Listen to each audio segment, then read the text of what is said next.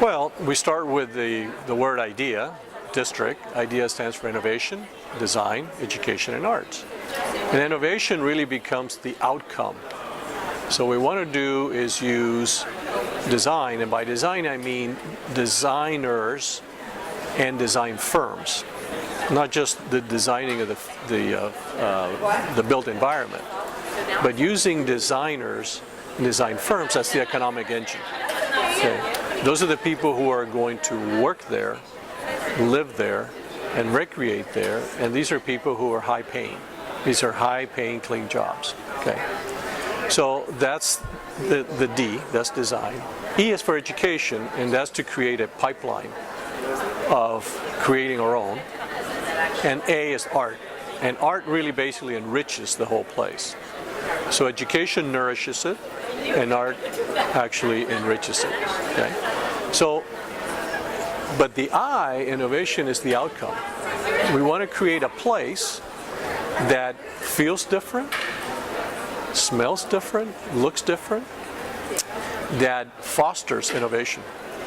So when you live there or you work there, you recreate there, there's so much stimulus, there's so much stuff going around that what we call creating more ideas per square foot. If you look at anything that is really successful, it has great technology, but it has great design. And Exhibit A of that is any Apple product. Okay? I mean, when you buy an Apple product, you don't necessarily buy it because of the technology. You perhaps buy it even more because of the brand, the look, the feel, how you connect emotionally with that product. So we believe that in the 21st century, to be successful, you have to create an experience, an emotional connection between whether it's a product or a service to the individual, the consumer, through that marriage of design and technology.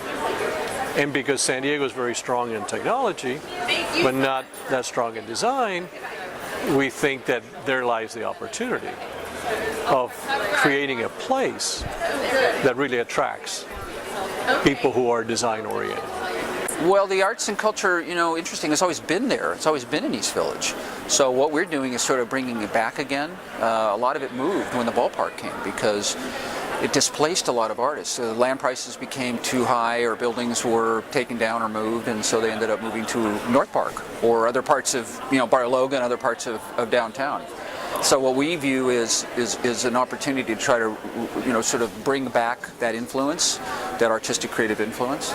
But that's just one piece, because we also are about trying to create a design services job cluster, because we think that everybody benefits if we can create an economic engine in East Village that will make the whole district more vibrant and, bring all kinds of people who love art, want to buy art, want to create art. So that's kind of the strategy that we have. Definitely. We think that it's all about making it an environment people have to be in, that the energy is such that they want to be there because there's other creative people there. So they're going to feed off of that energy.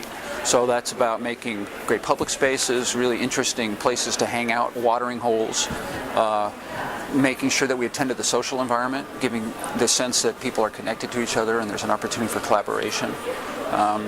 So we can do it. We've got to make a couple of moves initially that start to get some momentum going, but I think it's very doable. Mm-hmm. I mean, part of it is making early interventions. The idea we talked about of liberating the park and doing follies, doing crazy things in the park is a way of sort of dialing up the engagement and the interest.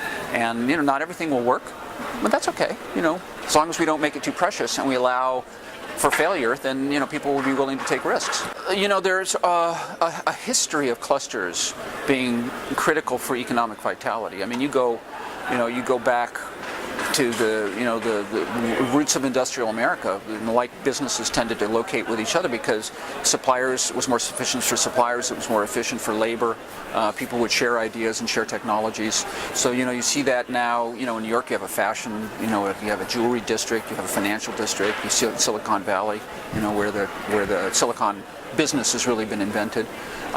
So this is really nothing new, but it's an acknowledgement that it's not just about production businesses that want to have co-location. There's also service businesses that want to have co-location as well. It makes, in our view, a ton of sense. And if you look at world models like Singapore and Seoul and London, Helsinki, there are co-location clusters for design firms.